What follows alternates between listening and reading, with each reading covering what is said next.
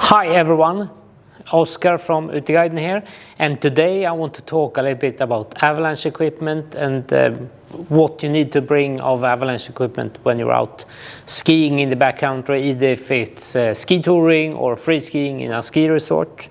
There's like 3 important things that you should bring with you. To start with, you have the shovel. Important when you choose a shovel is that you have one that's in metal. There are some cheaper ones in plastic. That's not recommended at all because the avalanche snow will get really hard and big chunks, and with that snow you won't be able to dig with a plastic shovel. So even if you have like a lifetime guarantee on the plastic, and then you're standing up there shoveling and then your shovel breaks, your friend is still under the snow, and you can go back to the shop the week afterwards for the lifetime guarantee to get a new one. So, metal blade. I have 2 different. This is a G3, the one we use for rentals in Uteguiden. And then I also have this one from Arva called Ski Trip.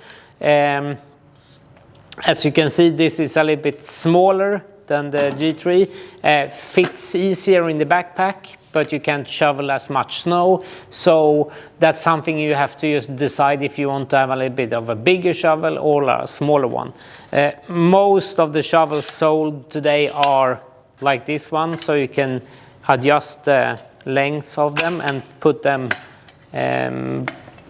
together in 2 pieces, which make them easier to fit in your backpack.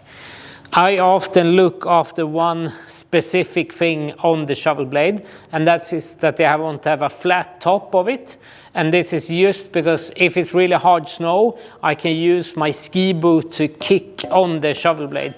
If it's a rounded shovel blade, your ski boot will just fall off. So that's really recommended to have one that's have a flat blade. When choosing a probe, it should be 240. That's like the standard length. Aluminium over carbon in general. Get one that have like a metal wire in here instead of a rubber, or not a rubber cord, but a normal cord.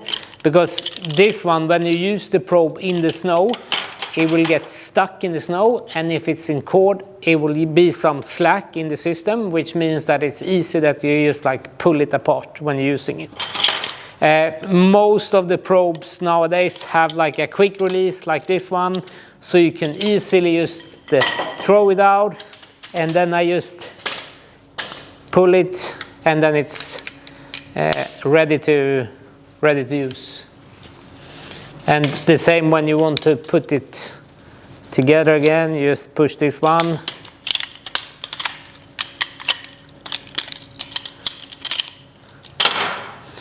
When it comes to beacons or transceivers,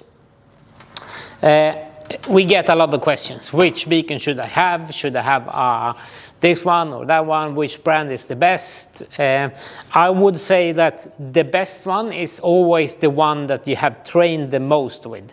That's like the first point. So like none of the beacons out there will help you out if you haven't trained with them before you're getting out using them in the field.